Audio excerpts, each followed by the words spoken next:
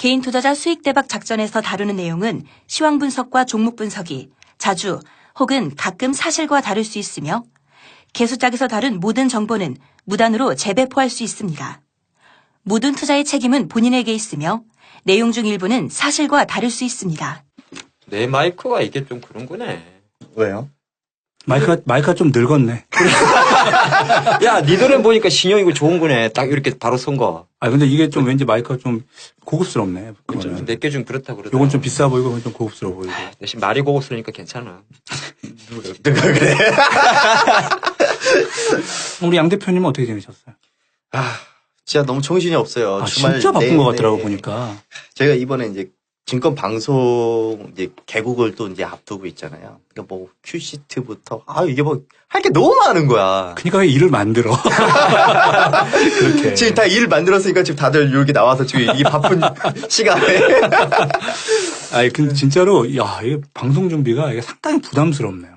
안 그러세요? 부담스러워. 이거 부담스러워. 우리가 원래 규정 내용 약속은 한 화요일 정도면 그죠. 마무리 짓자했는데 준비하다 말해가지고 4일 내내 준비하는 것 같아. 4일 내내. 오늘이 4회차인데 화요일 전에 해준 적이 한 번도 없어. 보통 당일. 당일까지 준비하는 거지. 당일까지. 목요일까지 진짜 목요일 어쩔 수 없이 우리가 시험 분석이라든지 종목을 막 선정하고 이러려면은 결국에는 목요일날 저희 장 끝나고 한 3시 이후부터 그렇지. 준비를 해야지. 그때 준비하는 시간밖에 없더라고요. 맞아요. 그리고 다 우리가 이게 말고 다른 본업이 있잖아. 또 그렇죠. 다른 거 하는 게 있다 보니까 짬짬이 시간 내고. 그런 이거 개수작 하는 것만도 사실은 이렇게 준비하고 만만치 않던데 저도 이게 이 AI의 보험회사잖아요. 네. 그렇지. 보험회사는 이게 월 마감 같은 게 있단 말이죠. 월말 마감. 네, 마감. 이러면 마감주 정도 되면 진짜 엄청 바빠요. 새끼들이 말이야 일찍 마감 때 밀려가지고 그러다 보니까 막 일이 많으니까 오늘도 막 서울 사무실 출근했다가 네. 안산 갔다가 또 다시 서울 넘어왔다가 뭐 이렇게 일을 보고 지금 여기로 왔거든요. 저도 분주한 가운데 요즘에는 일주일에 한 몇 킬로 정도 타세요? 예전에 비해서 좀 줄긴 줄었죠. 왜냐면 옛날에 거의 뭐 하루에도 200km씩 달렸잖아요. 200km 더 달린 적도 있고 근데 안산에서 이제 왔다 갔다 출퇴근하면 이제 출퇴근 거리만 100km니까 차가 늙어서 그래. 근데 이제 차가 이제 삐걱삐걱 거리기도 하고 요즘에는 뭐 하루 평균 한 100km 정도? 100km 정도? 100km면 그게 100km도 사실은 뭐 많이 다니는 건데 하루에 100km? 네. 좀 적을 때는 뭐 한 7, 80km, 많이 다닐 때는 뭐 한 200km. 오늘은 한 200km 왔다 갔다. 야, 요새 서울 하늘이 오였더니 다 네가 환경 오염의 주범이네. 그만 다녀. 지하철 타고 난 지하철 타고. 자기소개 빨리. 네, 포스원 그러니까 보안업체냐고 물어보기도 하고. 요새 뭐 드라마. 맞아. 약간 좀. 원 있잖아요. 또 드라마 무슨 뭐 있지? 3데이즈인가? 네. 3데이즈 그거 보니까 거기도 무슨 업체 이름 포스원으로 나오나 보더라고. 아닙니다. FOS. F는 뭐 약자인가? 퓨처. 네, 선물이고요. O는 옵션. 네, S는 스탁. 주식입니다. 그러니까 주식을 기본 베이스로 해가지고 많이 들어보셨겠지만은 옵션 양매도를 근간으로 하는 회사입니다. 이름 좋아, 포스원. 팩트 있잖아. 네, 포스원 하창범입니다. 저는 누가 자꾸 저보고 계속 전현무래. 그게 어제 오늘 이야기는 아니잖아. 내가 개수작방에 오늘 처음으로 전현무 얘기했네. 오늘 안 그래도 그 사진을 보고 저희 직원이 딱 이렇게 얘기하는 거야. 너무 이거 전현무처럼 사진이 나오는 거 아니냐. 이따 개소리를 하고 있어. 사진 촬영했다 그러더니. 네. 프로필. 진짜 당근 닮았나 보다. 개인 투자를 위한 주식정보회사 청계로 투자클럽 대표로 있는 양수모입니다. 네. 저는 개수작에서 욕을 담당하고 있는 AI생명 광화문지점 대표 세일 매니저 김집사 김대건입니다. 요새 뭐 시장이 별 재미없어가지고 계속 가고 싶지도 않은데. 시장인데 너무 이렇게 너무 네모난 너무 얇은 박스권에서 놀던데. 너무 짧고 뭐 움직이지도 않고. 그래도 한번 해보죠. 사실 코스피는 지난주와 크게 다른 게 없습니다. 이번 주도 2000선 놀이. 그러니까 어떻게 보면 한 가지 오늘이 4월 24일 목요일이죠. 오늘의 특징은 보면 지난 3월 26일 날, 그러니까 한 달 전에 이제 수급선이라 할 수 있는 21선을 돌파하고 다시 한 달 만에 21선을 터치. 우리 터치라는 게 오래 하면 안 되거든. 느끼잖아. 위로 가득. 야. 우리 그렇지. 터치란 건 살짝 한 번 하고 말아야 되는데 사실 솔직히 생각에 여기서 터치가 오래 하면 망합니다. 저는 그런 생각이 있어요. 그러니까 지난주와 마찬가지로 오늘 한번 터치했으니까 한번 위로 붕 떠주면 괜찮은데 여기서 자꾸 터치하면서 뭐 느끼고 하면 일시적으로나마 약간 1900 한 5, 60까지 떨릴 수 있다는 생각을 늘 똑같이 하고 있고요. 일단은 지난주 거의 마찬가지인데 삼성전자 그래도 140만 원을 회복하고 있기 때문에 뭐 지수에 대해서는 조금 안정적인데 중요한 거는 지금 솔직히 큰 주식 중에서 뭐 삼성전자, 현대차, 하이닉스 빼고 나면 뭐 크게 움직이는 게 없고 좀 안타까운 거는 이건 별로 하진 않을 것 같은데 사람들이 많이 물려있는 게 있어요.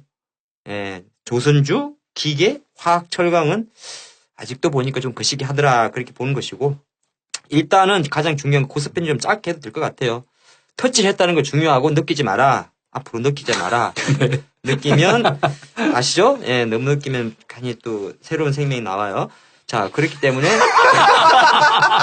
아, 너 방송이 이렇게 저렴해질 수가 있나? 퀄리티가 어떻게? 있잖아. 아, 그래서 이제 지수 관련주는 지금 덤빌 때가 아니다. 지금 그렇게 보이고 이제 코스닥 한번 넘어가면 오늘 좀 코스닥이 장중한 때 우리 청개구리는 박식했지만은 한번 좀 움찔했습니다, 오늘. 그러니까요. 네, 오늘 한 55선까지 내려갔다가 조금 올라왔는, 그나마 조금 반등을 했는데, 사실 코스닥 지수 같은 경우도 지난주보다 조금 올라갔긴 했습니다만은, 570선에서는 어지럼증을 보이더라. 그리고 오늘 또 일부 펀드에 환매설이 나오면서 기관이 좀 팔았는데, 좀 안타까운 거는 미국 주식은 계속 올라가는데, 우리나라 주식은 못 가더라. 이것이 어떻게 보면 수급에 좀 갇힌 것 같고요.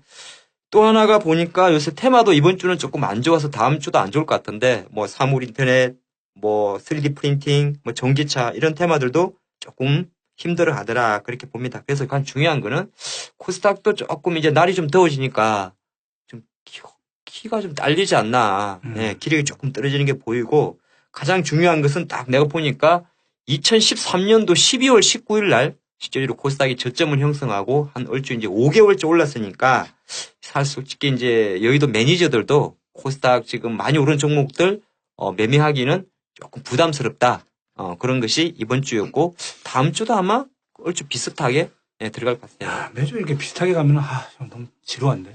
근데 그건 어쩔 수가 없어요. 저는 오늘 장 초반에 좀 특이한 흐름이 좀 나왔다라고 아까 팀장님 말씀하셨잖아요. 저도 봤는데 이게 지금 그 증권가 쪽에서는 이런 이야기가 나오더라고요. 실적 발표 시즌 맞이해서 대형주 중심의 포트폴리오가 좀 정리되고 있다. 재정비 재구축되고 있다. 그래서 오늘 갑자기 외국인 투자들이 유가증권에서 거의 100억 정도, 코스닥에서 50억 정도 이렇게 순매도를 먼저 때렸어요. 그랬더니 기관 투자들도 같이 동달아서 같이 차익 실현을 해버리더라고요. 근데 결국에는 비교적 이제 큰 규모의 물량들이 이제 나오니까 결국 이제 증권사는 그렇게 해석을 하는데 저는 오늘 제가 관리하는 회원님들한테 이렇게 말씀드렸거든요. 이번 주는 좀 보수적으로 보자. 그래서 월요일부터 종목들 비중을 좀 줄이고 차익 실현하면서 현금 비중을 좀 늘리면서 대응을 했었어요. 근데 오늘 코스닥이 갑자기 고점 대비 오늘 고가가 아마 그 시가 고가였을 거예요. 그 고점 대비 장 시작 후 1시간 10분 정도 동안 고점 대비 마이너스 2.1%를 하락을 쭉 하더라고. 1시간 10분 동안. 그러면 지수 대비 마이너스 2% 정도면 상당히 큰 거거든요. 근데 이 흐름이 나올 때 코스피가 약보합이더라고요. 왜 그러나 봤더니 삼성전자 혼자서 1%대 상승을 하고 있어요. 결국에는 코스피랑 코스닥이 좀 대조적인 모습을 보여줬는데 사실 삼성전자가 1%만 오르고 있으면은 사실 코스피는 크게 그 체감 지수는 상당히 훨씬 클 수는 있어도 보여지는 쪽에서는 크게 그렇게 느껴지지는 않거든요. 근데 여기서 우리가 조금만 생각을 해보면요. 이렇게 좀 생각을 할 수가 있어요. 최근에 프로그램 쪽으로서만 거의 약 4조 원 정도가 투입이 됐는데 외국인들이 이 지수 하락을 너무 쉽게 용인을 하지 않았느냐. 그럼 이렇게 생각해 볼 수 있죠. 왜 이런 흐름들이 나왔고 그러면 외국인과 기관 투자자들의 입장에서는 지금 지수 하락을 만들 때 무슨 생각으로 이렇게 보여줬으며 어떻게 그 지금까지 투입했던 이 4조를 어떻게 지켜낼 것이냐. 이거를 먼저 생각을 해봐야 되거든요. 근데 오늘 오전에 외국인과 기관 투자들이 합쳐서 총 500억 매도가 나오지가 않았어요. 그러면 결국에는 이건 힙소다. 흔히 호커에서 우리가 사용하는 블러핑이라고 하잖아요. 가짜 IP를 먼저 꺼낸다. 뻥카. 네, 뻥카죠. 이게 눈치 깐 거죠. 그래서 그 이후에 지금 어쩔 수 없다. 버텨라. 잠깐 있으면 이건 올라온다. 그래서 다시 이제 그 이후에는 낙폭을 확 줄이면서 다시 마이너스 0.5%대로 이제 다시 복귀하면서 이제 끝이 나더라고요. 근데 중요한 건 이제 뭐 과거 뭐 이런 이야기보다는 이제 앞으로에 대한 움직임인데요. 이번에도 좀 마찬가지로 좀 아이러니한 부분들이 있어요. 외국인들이 그 265콜이라는 게 있어요. 즉 265라는 자리는 지수 환산하면 2030포인트거든요. 이 이상을 가는 포지션을 구축을 하기 시작을 했어요. 쉽게 말해서 5월 달에는 휴일이 많잖아요. 며칠 안 남았을걸, 실거래일이? 네, 실거래일도 얼마 안 남았고 다다음 주인가요? 다다음 주 같은 경우는 5월 8일이 아마 만기지? 네. 그러니까 6, 7. 뭐 언제야? 우리 쉬는 날이 그 아무튼 쭉 해서 연달에서 월, 화가 또 휴장이 생겨버려요. 그렇죠. 그러면은 옵션과 옵션 만기일이 그 바로 다음 주에 있는데 옵션을 대응할 수 있는 포지션이 더없이 부족하다는 것이고 또 시간도 부족하기 때문에 중간중간에 허패를 보여주면서 빨리 물량을 확보하는 그런 게임을 들어가는 것이 아니냐. 그러면은 기관들이 지금 그동안에 그러면은 뭘 했는지 봤더니 1960포인트와 2030포인트 밴드 내에서만 움직이면은 수익 나는 구조를 만들어 놨어요. 그러니까 변동성을 1960과 2030포인트 밴드 내에 그냥 싹 묶어버린 거예요. 그러니까 그분이 2000포인트가 넘어가려고 계속 외국인들이 발버둥을 치더라도 기관들이 계속 패대기를 쳐버리니까 결국에는 그 싸움이 계속 좀 전개되면서 좀 지루하게 됐다는 것이고 문제가 이거예요. 개인 투자자. 개인 투자자들이요. 2030포인트가 넘어가는 그 윗구간 있잖아요. 그 2030포인트만 넘어가면은 수익이 곱배가 되는 자리에 있어요. 그러면 위로 당분간은 못 간다라는 거예요. 개인들이 그렇게 붙어 있으면. 지금 그 외과에 있는 애가 지금 6만 원 정도 하거든요. 외과 확실하게. 네, 외과. 외과에 있는 애가 거의 6만 원이야, 콜 외과가. 근데 이게 지금 최소한 반에 반토막 나야 된다는 거예요. 10,000원을 내려와야 돼. 6만 원짜리가 10,000원짜리로 데려야 돼요. 그러면은 아무리 600배가 저점 대비 600배가 터진다고 하더라도 개인들은 본전이거든요. 그리고 또 그렇게 빠질 때 개인들 버티는 애들이 없어요. 그러면은 이번 주와 다음 주는 간단해진다는 거예요. 지금 2000포인트 기준에서 제가 신용 물량들이 들어오면은 빠져나가고 있는데 지수 바로 올려야 된다. 근데 2000포인트에 계속 버티고 있으니 결국에는 빠져나갔던 신용 물량들 다시 들어오고 있어요. 2000포인트 거의 오래돼서 거의 최고일 거거든요. 근데 결국에는 이 신용비율이 엄청난 속도로 늘어나고 있기 때문에 이 상황이라면 결국에는 쉽사리 윗자리를 주기보다는 마지막으로 한 번 더 흔드는 자리가 나타날 수 있고 흔들지 않으면 그냥 조정이에요. 5월 달에 돈 많이 나가야 되는데 장 빠지면 안 되는데. 그러게. 그러니까 쉽게 얘기하면 이거예요. 1970포인트가 이제 마지노선이거든요. 이 1970포인트 깨지면은 이제는 1940포인트 이하까지 내려갈 수 있는 상황이고 그렇다면 결국에는 이번 주 내일 하루 남았죠. 내일과 또 다음 주에는 현금 비중을 좀 늘려나가면서 오히려 지금 소탄 대신 늘릴 수가 없어. 이미 물렸어. 큰 것을 얻지 못하는 상황이더라도 좀 보수적인 대응을 해야 된다. 그럼 만약에 이런 것도 있죠. 내가 지금 여기서 뭐 어떻게 대응할 수 있는 게 없다라고 하면은 그냥 종목 주식 비중이 100%다. 그러면은 종목에 대한 비중들을 그냥 5%씩. 그러니까 우리가 전체 손절하기에는 좀 가슴이 아프잖아요. 그러니까 조금씩 뺀 다음에 오히려 더 밑에 내려오면은 평단 작업도 할 수 있죠. 또 저가 매수도 할 수 있어서 나중에 좀 더 유도리 있게 그 유동성이 있는 대응을 할 수 있으니까 오히려 저는 좀 현금을 조금씩이나마 좀 늘려나가면서 지수의 하락 포인트를 좀 공략을 해보자. 어차피 지수는 올라가긴 올라갈 거예요. 대신에 그 포인트가 일단 2000포인트 이상에서는 아니다. 이렇게 어느 정리해요. 세월에 올라가냐, 어느 세월에. 아유. 오늘은 무슨 놈놈놈이에요, 놈놈놈? 그거 같은데, 그거. 몰빵 때린 놈 잡으라는 거였나? 아니면 뭐 몰빵 못 때리게 하라는 소리야. 그러니까 이게 사실 이게 이거잖아요. 우리 이 뭐야? 옳지. 뛰는 놈 위에 나는 놈 위에 똥 때리는 캡슐. 이거 내가 지었는데도 내가 모르게. 지령이 뭐야? 미수 때리는 애들 잡으라는 소리야. 뭐야? 그러니까 쉽게 얘기하면 좀 이런 취지로 제가 이 컨셉을 잡았어요. 우량 개인 투자들이 있잖아요. 자기가 뭐 잘났다 이렇게 뭐 하시는 분들이 있는데 그 위에 정보력과 자금력이 있는 기관과 외국인들이 있고 또 있고. 그치? 또 거기에 이들에게 또 힘을 더 얹어줘서 불공평한 게임을 만드는 이런 어이없는 제도가 있다. 그러면서 그 제도를 또 역이용하는 애들이 있다. 그렇죠. 제도도 역이용하면서 그 제도를 가지고 또 개수작 부리는 이런 때 사실 이제 좀 법에 대한 저도 이제 이 자료를 준비를 하다 보니까 법 제도를 왜 이딴 식으로 만들어 놨느냐. 원래 법이라는 게 빠져나갈 수 있게 만들어 놓고 항상 허점이 있잖아.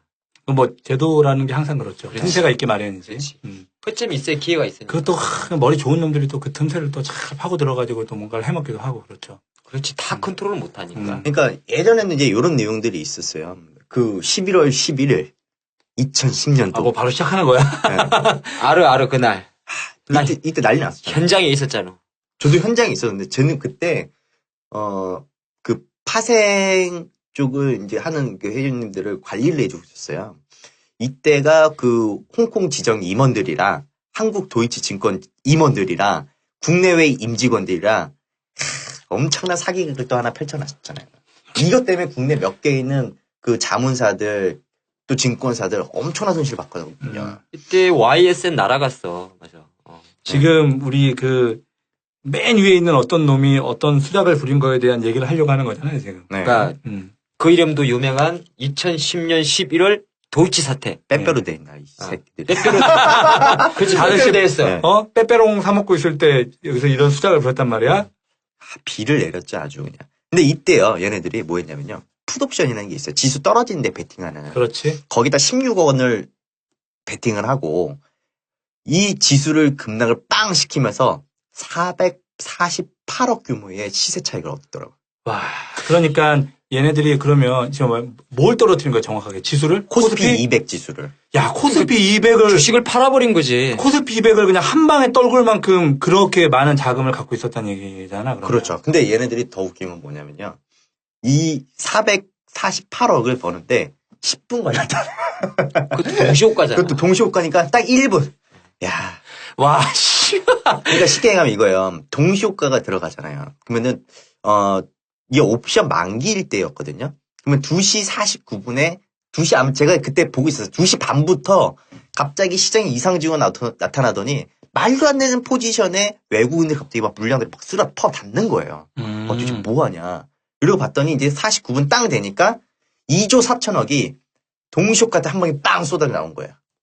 2조 4천억이? 네. 2조 4천억. 와.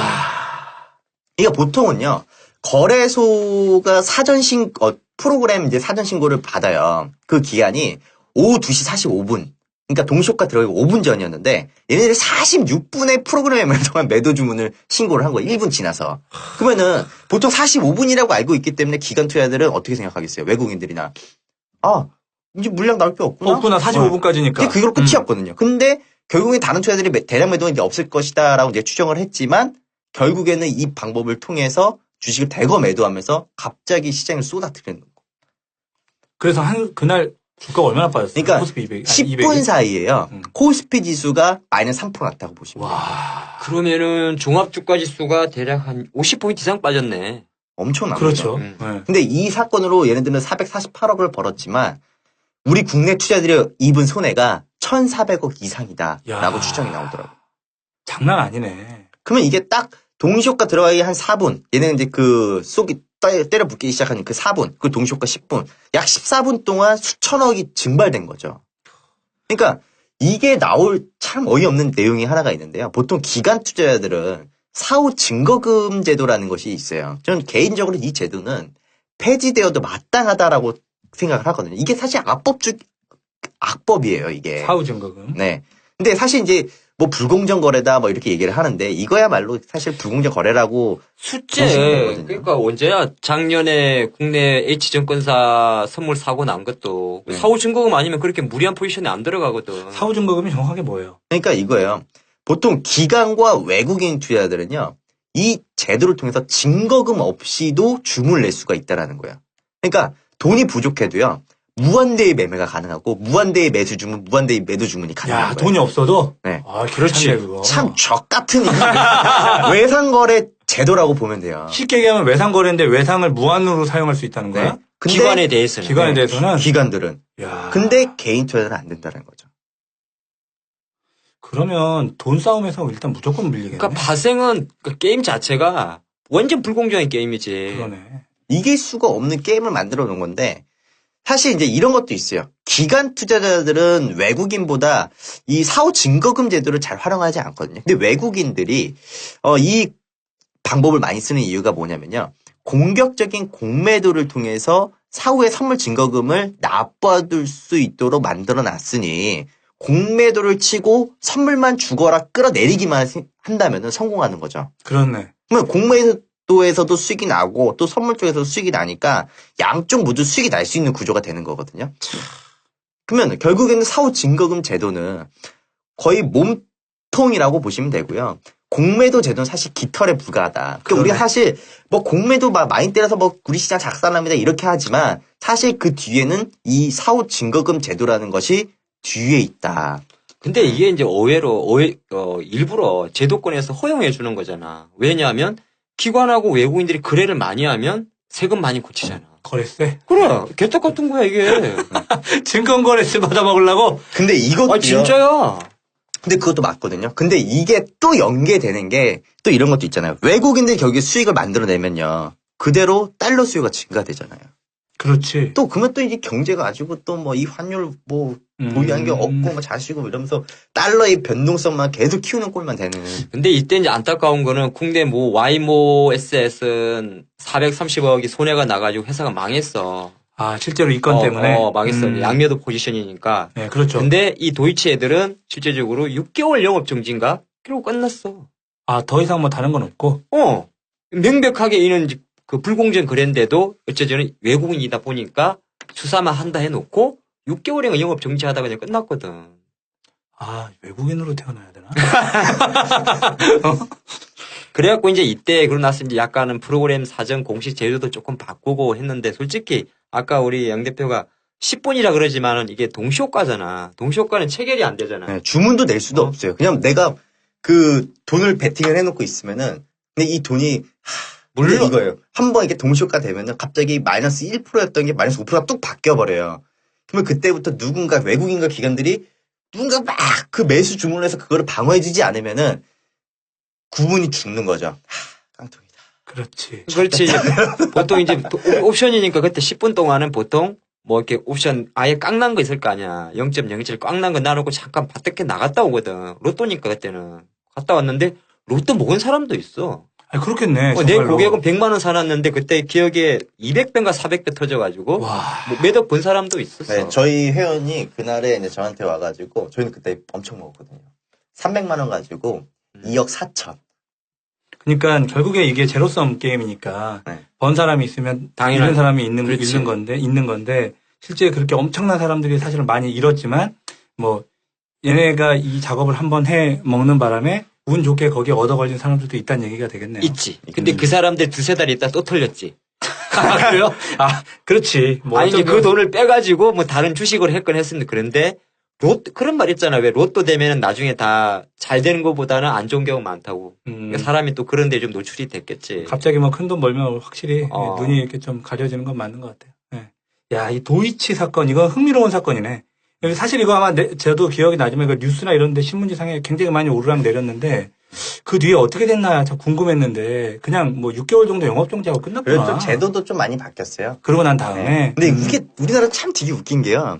그 보통 시장이 떨어지면은 제재를 하고 만약에 이것도 마이너스 2%가 빠진 거잖아요. 근데 반대로 2%가 동시효과 때 올라갔을 때가 있어요. 그럼 제재 안 했지. 그때는 제재 안 해. 당연하지. 그때는 올라가는 건 감사합니다. 올라가면 좋은 거잖아. 그러니까. 참 재밌네. 또 뭐 있어요? 이런 비슷한 얘기. 야, 이게 놈놈놈이 이런 놈 얘기를 하는 거였구나.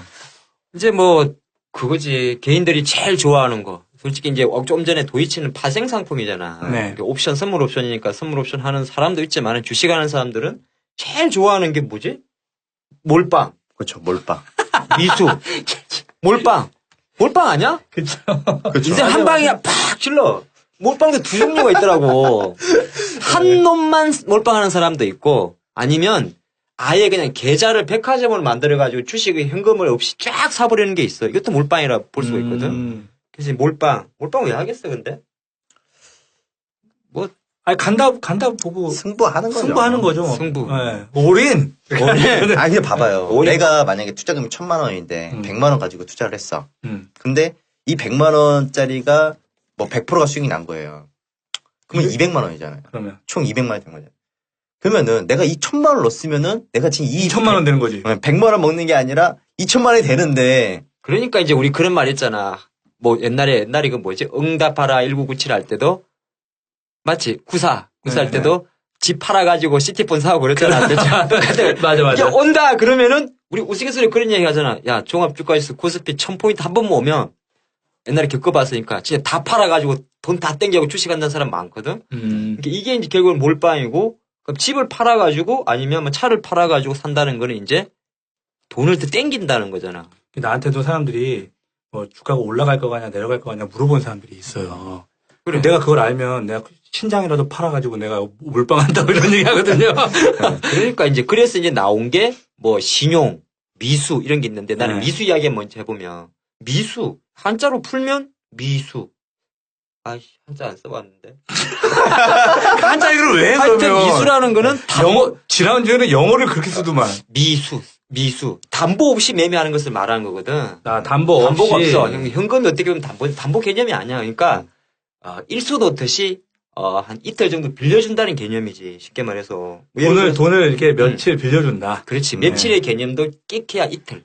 이틀. 그러니까 그러잖아. 내가 1000만 원이 있는데, 이런 제도가 없으면 1000만 원밖에 못 사잖아. 그렇죠. 그런데, 만약에 이 종목은 2000만 원까지 사줄게. 그러면 사람 욕심이 그렇잖아. 오늘 5%가 오른다.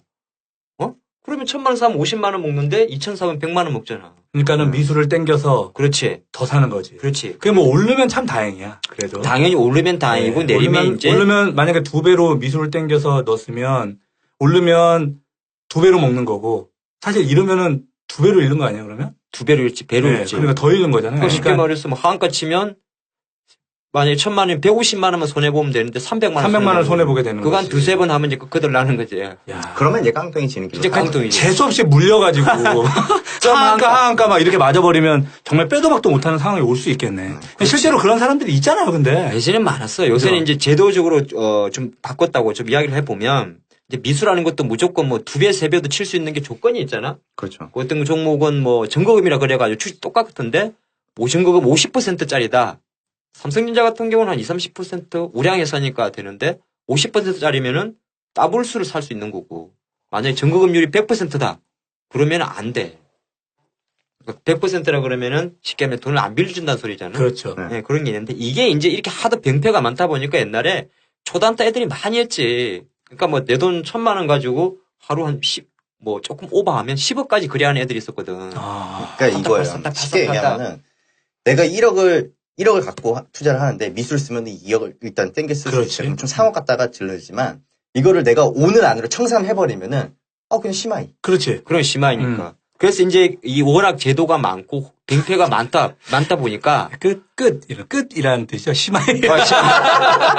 병폐가 많다 보니까 이게 사실은 제도가 바뀌었어. 2007년 5월 1일이거든. 그러니까 예전에는 나도 아침 정권서 했을 때 매일 하는 게 일이 뭐냐면 8시 전화를 해서 고객님 미수 거셔야 되는데요. 미수 거셔야 되는데. 그 말하고 안 끄면 어떻게 되는데 반대 매매 아니면 현금 더 가져오세요. 그렇죠. 그런 거 있거든. 근데 이제 그게 뭔 요리냐, 무슨 말이냐 하면 아니 알기 때문에 뭐 월요일 날 만약에 내가 미수를 냈다. 내 돈이 1000만 원인데 조금 더 사다 보니까 1100을 사버린 거야. 예를 들어서. 그럼 실제적으로 화요일, 수요일 날 진짜 사는 거는 수요일 날 주식이 들어오는 거잖아. 돈은 지금 나갔지만은. 그렇죠. 그럼 수요일 날 만약에 마이너스 100만 원이 떴잖아.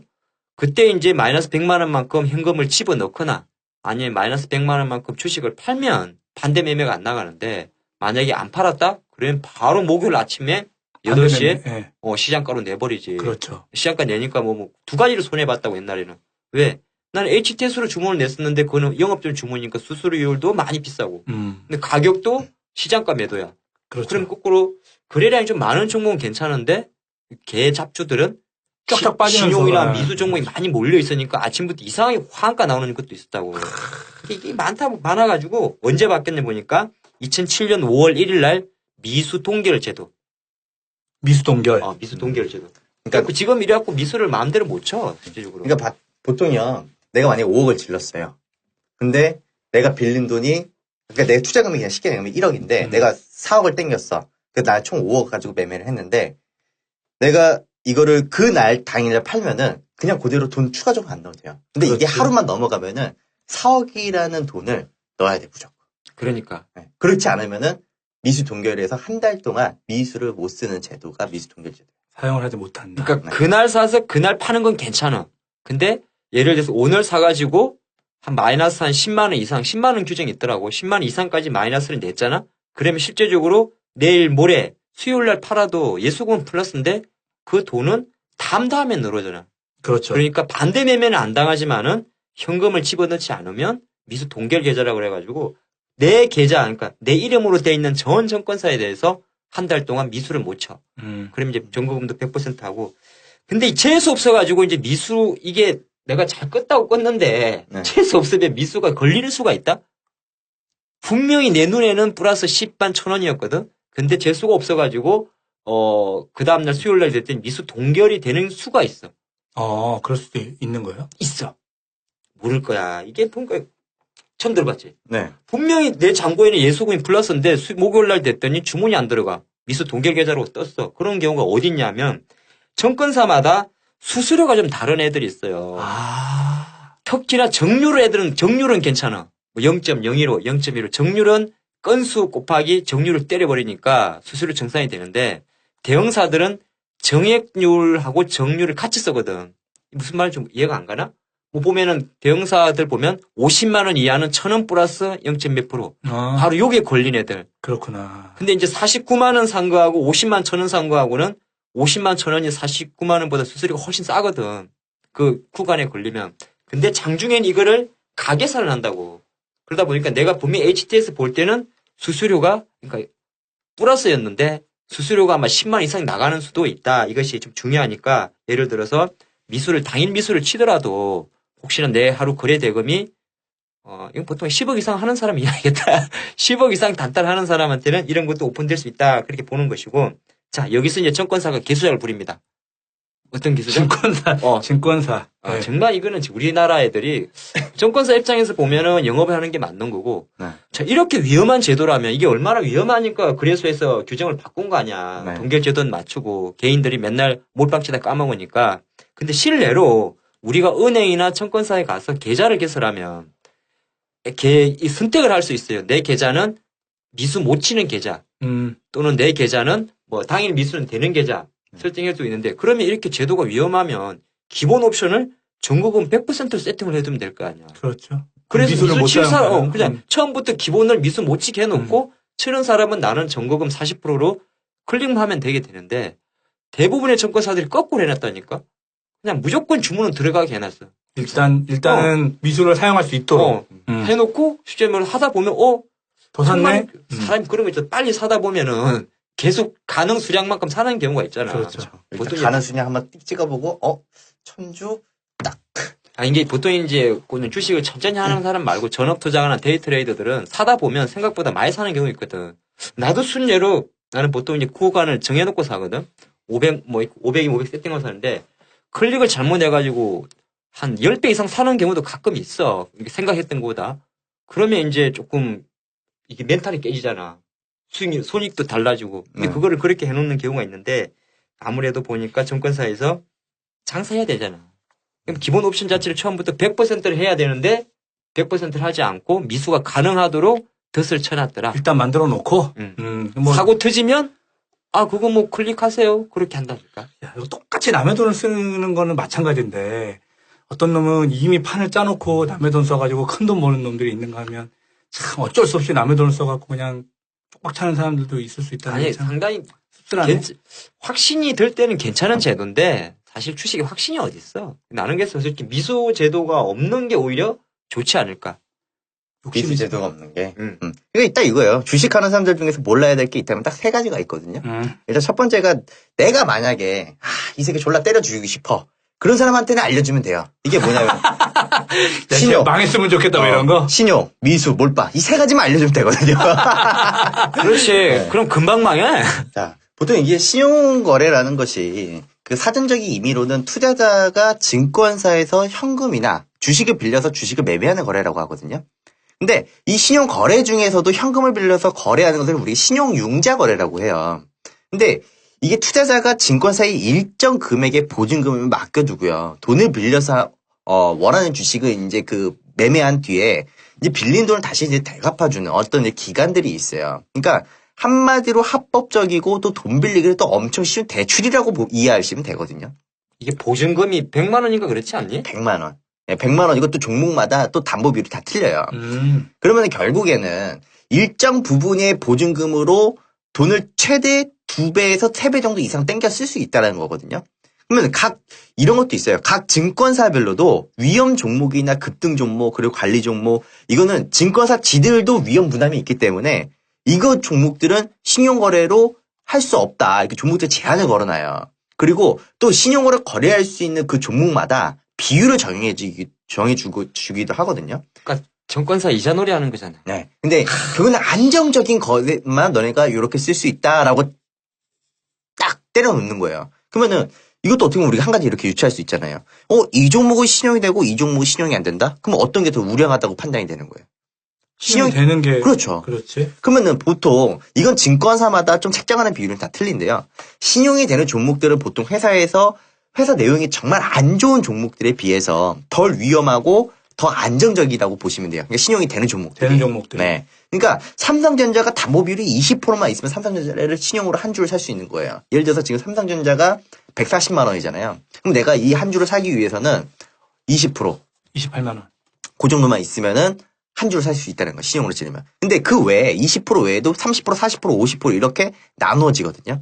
그러면은 내가 이 기업이 좋은지 안 좋은지 잘 모르겠다라면은 그냥 거래 매매창 위쪽에 보시면 20%, 증 20%, 증 30, 증 40, 증 50 이렇게 써 있어요. 증 20 낮을수록 좋은 거예요. 안정적이고 좋은. 네, 그렇다고 이제 그거를 가지고 신용을 쓰라는 것이 아니라 한 가지 팁을 놓고 보면은 내가 이용하는 증권사에서는 이 회사 등급을 어느 정도로 보고 있구나. 그렇지. 그러면은 내가 투자금을 어느 정도 조율할 수 있다는 것도 알아두면 좀 투자에 좀 도움이 되지 않을까. 그러면 결국에는 이런 거예요. 100%짜리 증거금 100%짜리다. 그러면 이 기업은 투자를 안 하면 되고요. 증거금 20%다. 그러면 내가 이 기업에 투자할 수 있는 비율을 좀 조율을 할 수 있게. 그러니까 20% 정도면은 일단 우량한 기업들, 진짜 삼성전자 같은 기업들밖에 20%를 안 줘요. 보통 이제 통상적으로 거의 뭐 50% 아니면은 최대 40% 정도가 제일 많고 그냥 그렇게 보시면 되거든요. 그러면 결국에는 이 신용거래라는 것이 결국 보유하고 있는 주식들, 또 담보로 원래 증권사에 맡긴 돈보다 많은 액수의 주식을 투자하기 위해서 말하는 거잖아요. 쉽게 얘기하면. 그러면 한 가지 실례로 이런 것도 있어요. 신용으로 어떤 종목을 싹 질러놓고요. 한 달 동안 그냥 해외여행 떠나버리는 거예요. 근데 갑자기 이 신용으로 샀던 주식이 매도 처리해서 큰 손해를 발생이 됐다. 그래서 증권사에 막 항의를 하더라도 담보 비율 자체가 모자라서 서면으로 통보를 했고 그리고 반대 매매를 했다라는 거예요. 그러니까 여기서 이 고객이 반대 매매를 당해서 열받잖아요. 그래서 증권사가 너네는 이렇게 해서 이렇게 통보한 시점이 여기였는데 근데 왜 더 떨어졌을 때 반대 매매를 했냐. 난 그 바람에 손해가 더 났다. 이렇게 하더라도 신용거래에서는요. 신용융자 자금이나 신용 그 대주를 정해진 상환 기일까지 갚지 않으면은 추가 담보를 내지 않았을 때 증권사 임의로 반대 매매를 집행을 해요. 아무 때나 할 수 있는 네. 거네. 근데 이런 반대 매매는요. 적법한 거예요. 그러니까 이 일을 제기할 수가 없다는 거예요. 또 처분 시기에 대한 제한 규정도 없기 때문에 증권사가 뒤늦게 반대 매매에서 손해가 컸다고 해도 책임을 물을 수가 없다는 거예요. 그러니까 신용으로 주식을 매매하기 때문에 일정 비율이 증거금이 있어야 된다는 건데 그 금액 대비 증거금의 비율을 바로 담보 비율이라고 하거든요. 근데 이 담보 비율은 일단 융자받은 돈으로 사서 증권사에서 맡겨둔 담보 주식이 시세가 매수보다 떨어지지 않는 경우는 아무 문제는 없어요. 그러니까 내가 돈이 있는데 그 돈을 가지고 어떤 주식을 담보를 잡고 산 건데 만약에 이 담보 잡은 주식이 위로 올라가면은 사실 담보 비율은 유지가 되잖아요. 근데 그렇지. 얘가 같이 떨어지면은 담보 비율도 같이 떨어지는 거예요. 근데 이게 엄청 이게 심각한 게 지금 보니까 4월 22일 기준으로 코스피 신용융자 잔고가 4조 8천이거든. 그러니까 엄청 올라왔어요. 남의 돈 가지고 지금 4조 8천. 아니지. 국가가 대놓고 기자놀이 한다는 소리지. 아, 그렇게 되는 거구나. 그럼 아까 말했잖아요. 미수금 잔고는 2007년 이후로 제도적으로 실제적으로 900억밖에 안 돼요. 왜? 미수는 실제적으로 증권사가 별로 넘는 게 없거든. 끼케 그래 수수료인데. 왜냐하면은 반대 매매를 하면 수수료도 벌잖아. 근데 신용은 제도권이 이자놀이 하는 거란 말이야. 수수료는 수수료대로 반대 매매 때리면은 오프라인 수수료. 그리고 이자도 졸라 세요. 아니, 내가 자료를 보다가 어처구니가 없어. 그러니까 내가 우리 투자가들, 정치자님들한테 하지 말란 소리는 안 하겠는데. 신용대출 이자 정도 나오나? 거기에? 더 높아. 몇 프로나 원래? 돼요? 국내 지금 데스켓 증권의 신용 이자율이 대부분 한 달 기준으로 증권사마다 조금 다른데 7에서 9%야. 아니, 은행 예금 금리가 무슨 7에서 9%야. 은행 금리 해봐야 뭐 거의 뭐 어? 기껏해야 3%. 그리고 더 웃긴 거는 이자라는 건 좀 그런 거 아니야. 우리 일반 기준을 보면 오래 쓰면 좀 낮춰주지 않아? 그렇죠. 이는 거꾸로야. 길면 길수록 이자율이 높아져. 예를 들어서 연이자가 점점 높아지네. 그리고 그 기간이 넘어가면은 안 해주는 경우도 있어요. 자, 우리 개인들이 가장 많이 하는 영웅으로 되는 그 증권사 있잖아. 영웅도어. 뭐야? 그거? HTS 이름 영웅도어 그 증권사를 보면 15일이 12%인데 30일 쓰면 10% 그리고 2개월 쓰면 9%. 장난 아니라는 거야. 증권사들이 엄청난 이자놀이 하고 있다는 걸 그러네. 알고는 계셔야 됩니다. 이게 신기하네. 이게 희한하네. 이자가 오히려 뭐 더 길게 쓰면 길게 쓸수록 더 이자가 높아지는. 순예로 내가 예전에 이런 사람들을 봤어. 어떤 분들이 내가 증권사에 있을 때 이야기인데 시장도 안 좋고 종목도 안 주고 하잖아. 근데 이 증권사 지점들의 이제 그 직원들은 실적이 좀 많이 부담을 받잖아요, 매달. 그렇죠. 그래서 나도 솔직히 그랬던 기억이 좀 있어. 미안한데 폭락해버려라. 오히려? 시장 폭락해버려라.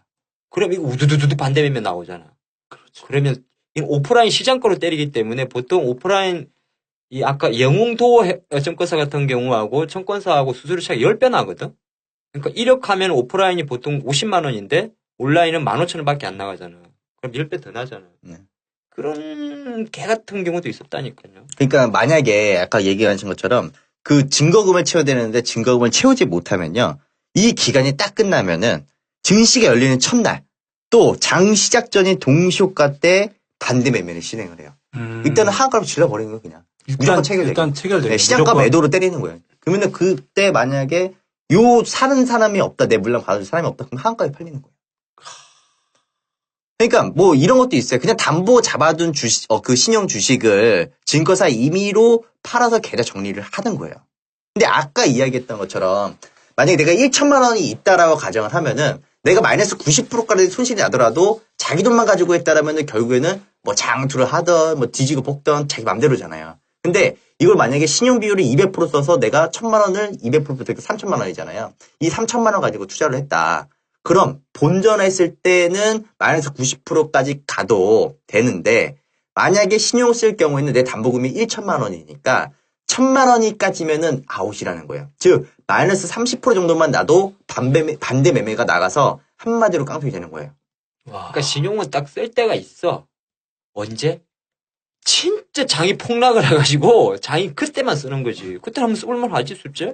근데 이런 것도 있어요. 말도 안 되게 시장이 막 급락 나와서 막 다 한가 가는 막 이런 장세가 있잖아요. 이게 보통 이제 그 2금융권부터 이제 4금융권까지 막 돈을 많이 빌려 썼다. 임의로 시장이 계속 한가 바뀌니까 이거는 생각보다 이거는 빨리 떨어지겠는데 이렇게 해서 임의로 그냥 청산해버리는 경우도 있었어요. 이게 법적이 계속 문제가 많았어요. 그냥 임의로 청산을 시장이 계속 더 떨어지기 전에. 시장이 계속 저기 나오니까 얘네들 그냥 임의로 그냥 매도를 때리는 거지. 무슨 스탁놈들이. 지들이 손들매를 하네. 하여튼 뭐 신용은 그 이야기를 하면 무조건 나쁘다는 건 아닌데 결과론적으로 금리도 턱없이 높고 그리고 이제 보통 그 종목마다 들어가는 것보다 왜냐면 어떻게 레버리지 주식은 사실 투자의 기본은 또 레버리지인데 너무 좀 적절하게 좀 적용을 해야 된다 그런 말씀을 좀 자기 돈 가지고 해야지. 남의 돈 가지고 투자하는 거 아니야. 아니 하긴 하는데 제대로 하라 이거지. 그렇죠. 아니 그래도 당하지 말고 미수나 신용거래를 물론 잘 쓰면 크게 맛을 보긴 하겠지만서도 이게 결국에 여러 번 쓰고 자주 쓰면 결국에는 언젠가는 터지는 거 아니에요 이게 이런 게? 참 나는 이런 건 줄도 모르고 옛날에 그렇게 갖다 썼다. 그렇지. 그리고 이제 요새 또 많이 시장에서 나오는 이야기가 이제 공매도. 네. 공매도. 많이 나와요. 공매도에 참 많이 들어봤을 거예요. 아까 그 도이치 사태도 사실은 공매도가 같이 들어가는 거거든. 주식을 2조 4천억 팔았다 그랬잖아.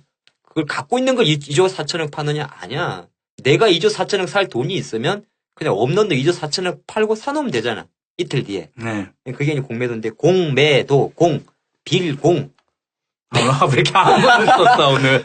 공매도. 없는데 파는 게 공매도죠. 근데 이제 아시겠지만 우리나라에 이제 본질적으로 이 말 뜻이 의미하는 네이키드 쇼셀링은 없어요. 네이키드. 그러니까 아예 정말 전혀 턱없이 없는데 파는 건 안 되는 거고. 그렇죠. 네이키드는 이제 쉽게 얘기해서 한 방향. 진짜 네. 이제 그런 건 안 되는 거고, 뭐 가장 간단한 거죠. 뭐 기관들이 대차장고 이야기 많이 나오는 것처럼 기관과 외국인들은 공매도를 많이 합니다. 실제적으로. 많이 하고, 개인들은 또 못하게 좀 상당히 제한적이에요. 공매도 안 되는 종목도 많고, 대주매도라 그러잖아. 네. 약간 이제 용어의 차이인데, 이제 개인들이 하면 대주매도, 이제 뭐 기관들이 하면은 뭐 공매도나 대차장고라고 이야기를 하는데, 대주는 뭐냐면 똑같은 이야기인데, 없는 주식을 빌려오는 거. 빌려오는 거. 그러니까 나는 삼성전자 내려갈 것 같아. 140만 원인데 이거 보니까 한 100만 원 갈 것 같아. 그러면 파는 거야. 140만 원에. 일단 140만 원에 빌려와서. 팔아놓고. 개인들은 빌려와야 돼. 어디서? 증권사에서. 음. 그 증권사에 그 주식이 있어야 돼요. 그러니까 예를 들어서 그런 것도 있잖아.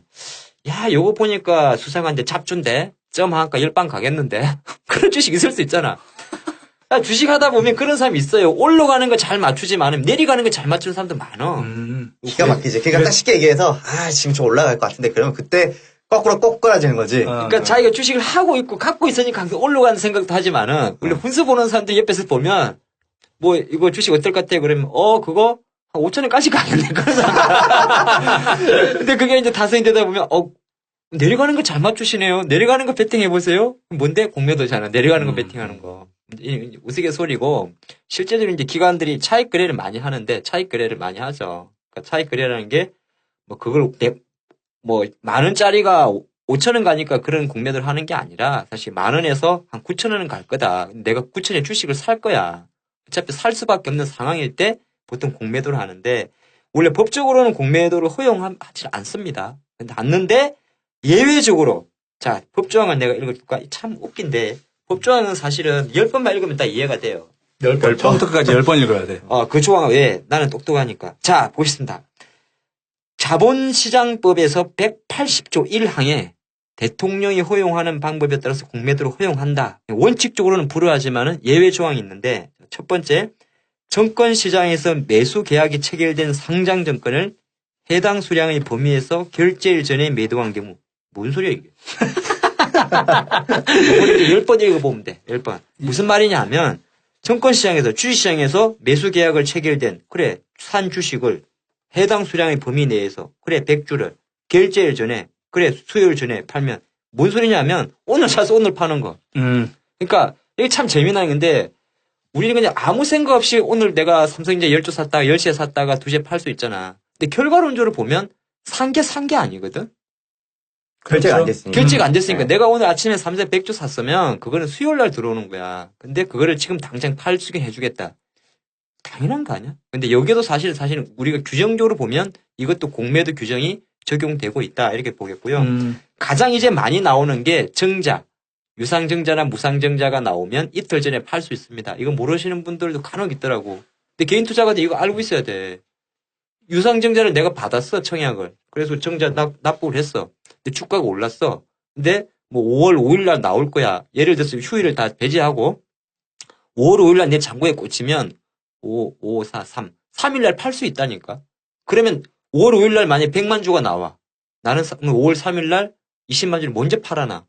그럼 왜 물량 나온 날은 빠지니까. 그러니까 뭐 정자라든지 뭐 주식 배당, 뭐 BW 행사 이런 거 할 때는 이틀 전에 팔 수 있다는 거 좀 아시면 좋을 것 공매도 같고요. 떨어져야 이득이 생기는 거잖아요. 네, 그죠? 자, 이제 우리 떨어질 걸 예상하고. 이건 이제 교육방송이고, 자, 여기도 지금까지는 교육방송이었잖아. 네. 자, 여기서 이제 또 어떤 개수작이 제도권에 있느냐. 그래, 요런 게 재밌지? 자, 그러면 과연 우리 개인들은 어떤 하이닉스에 대해서 오늘 공매도 수량이 몇 개 들어오고 있고 몇 주 나오는지 알 수 있느냐 이거지. HTS 현재까지는 나와. 공매도 수량, 전일 잔고 대비. 근데 이거를 실시간으로 하는 게 중요한 거 아니야. 그렇죠. 다 내려가면 어떡해. 그래, 다 지나간 거는 알아봐야 쉬고 어저께 만 원 하던 게 분명히 어제 만 원 하던 게 오늘 아침 보니까 9,500원 가 있어. 아침에 HTS를 조회를 해봤더니 어제 공매도 수량 5만 주천가 나왔어.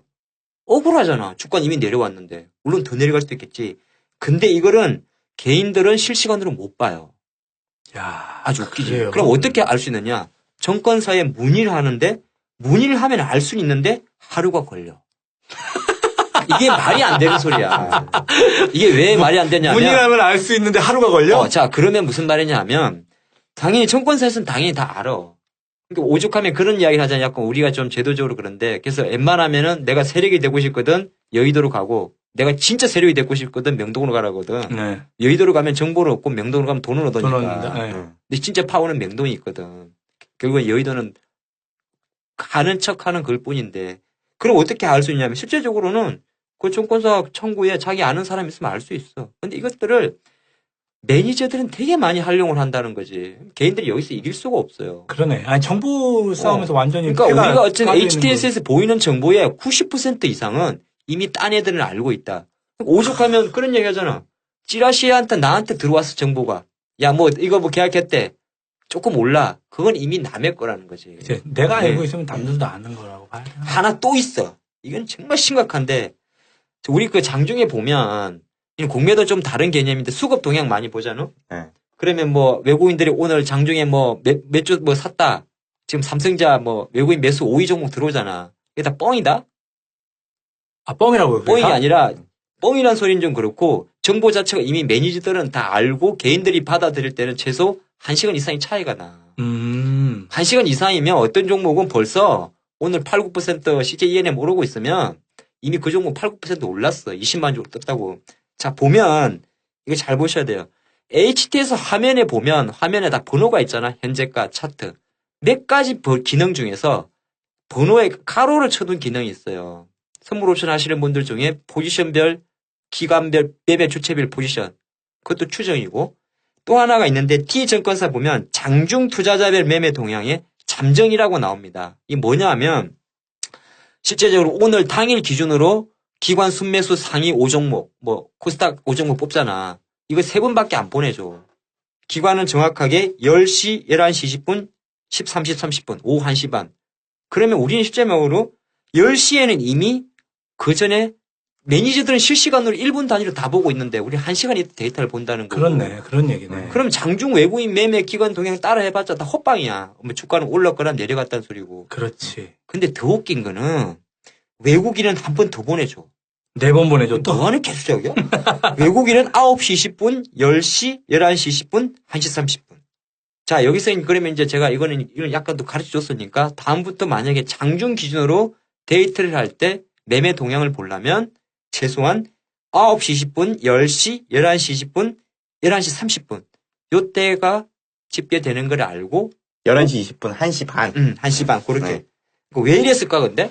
9시 20분을 한 번 더 줬네. 외국인한테는 한 번 더. 그러니까 외국인 매매 동향은 장 개장 후 20분이면은 파악할 수가 있는데 왜 이렇게 했을까? 왜? 나는 그 질문은 안 돼. 왜 이렇게 해놨을까? 그게 왜 이렇게 해놨을까? 왜? 외국인들의 특혜를 주기 위해서? 특혜보다는 또 시장에 빨리 너네 더 많이 정보를 줄 테니까 참여해라. 뭐 이런 어드밴티지 비용 아닐까요? 때문에 그래, 사실. 어. 비용. 그러니까 여기까지 하면 너무 늘어질 것 같은데. 간단히 말하면 매니저들의 HTS 안 봅니다. 그러면서 해. 그럼 다음에 말씀드릴게요. 우리 여의도 이야기는 매니저들은 HTS를 안 봅니다. 바로 체크 단말기를 봐요. 정권 전산 거를. 그러니까 다른 우리 개인 투자가들이 쉽게 말해서 1초 걸릴 거를 매니저들은 0.1초에 봅니다. 그럼 0.1초에 매매 동향과 모든 데이터가 차이가 난다는 거.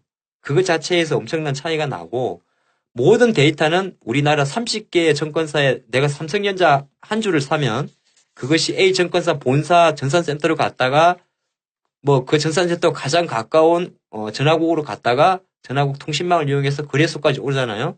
근데 매니저들은 바로 다 여의도에 모여 있는 게 거래소 옆에 모여 있잖아요. 전용선. 그래서 옛날부터 그게 말이 많았는데 이러한 여러 가지 이유기 때문에 주식은 실제적으로 HTS에 실시간으로 보여줄 수 없다. 비용이 많이 드니까. 그런 요건이 있으니까 개인들은 여기서도 불리한 매매를 하고 있다.